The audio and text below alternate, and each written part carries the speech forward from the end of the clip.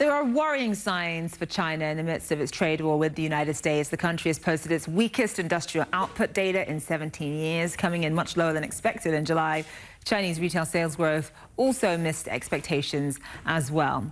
News that the U.S. administration will be delaying placing tariffs on some Chinese goods has been welcomed by the U.S. Chamber of Commerce. Myron is their executive vice president and head of international affairs. He joins us live now from Washington. So, Myron, thank you so much for being with us. So, this delay in tariffs on certain goods obviously provides both sides with some breathing room, but there is still so much uncertainty when it comes to this trade war.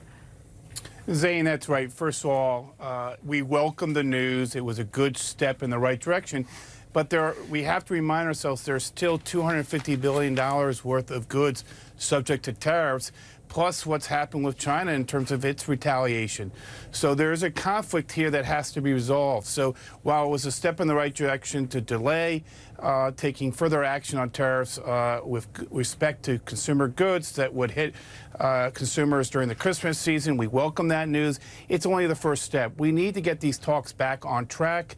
I'm taking a group of CEOs of American companies to China in the first 2 weeks of the September to meet with the Chinese leadership, because the goal at the end of the day is to see these two sides work on a big deal that will be systemic, sustainable, and big enough for both sides to have confidence and for the global economy to have confidence that the two governments can work together. We know that a Chinese delegation is coming to Washington next month. That's right. Are you optimistic at all that anything concrete is going to come out of it?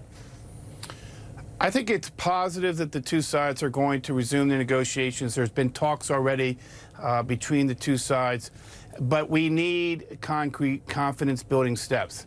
Certainly, I hope the Chinese listen to the administration closely when they talk about ag purchases. I think it's very important for the Chinese to signal to the administration and to the president their seriousness on this. This is an issue that President Trump took up with President Xi Jinping directly in Osaka in June. But more needs to be done. There are serious issues that have been raised by the U.S. administration: intellectual property theft, dealing with forced technology issues, concerns about how data is being managed and treated in China that affect cross-border data transactions of banks and services providers. So we have a lot of big issues that still have not been addressed fully in these negotiations. We got close in May, but we are now have tension in the relationship, and we need to work back towards finding common ground, finding compromise, and having the two governments really re-engage in serious negotiations. Okay, so obviously a trade war, I mean, you don't believe that a trade war or tariffs is the right way to go about it, but what is the correct way to get the Chinese to change their policies when it comes to intellectual property rights, for example? Well, the tariffs are a hit on American consumers, businesses, and farmers. But we can't look at what's happened. We got to look forward. And what we need to do is find a way for these two governments to find a path forward that builds confidence. And like I said, one of those things that could be done is some down payments to get these talks in a serious place.